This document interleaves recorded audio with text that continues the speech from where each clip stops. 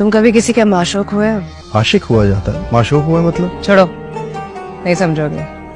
तुम आशिक बनाए ही नहीं गए। फिर मैं तुम्हारे बारे में किससे पूछूं? कायनात के सरबस्ता राजों में से है इश्क, और हमसे इश्क सरेआम कहा नहीं करते। पहले इश्क होता है, फिर पहचान होती है, इन दोनों के बीच अटकी आशिक की जान होती है। थोड़ा एलैबोरेट कर। दाम में आए बिना दिल का दाम नहीं बताते।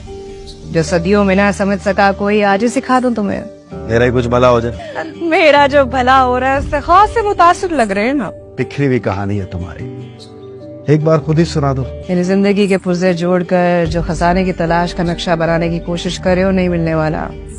उसे पाने के लिए मिट्टी होना पड़ता है। मैंने तो एक मासूमाना सा सवाल पूछा था। सवाल मुजरिमाना हुआ करते हैं और जवाब मासूमाना।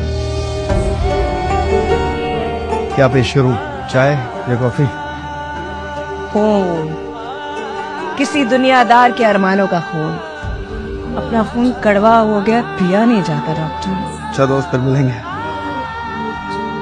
बिना निकाह के मर्द और औरत दोस्त नहीं हो सकते। इश्क का खुमार मुझ पर बढ़ने लगा है, उनकी निगाहों को दिल ये पढ़ने लगा है। ना दिन में कोई चैन है, ना शब को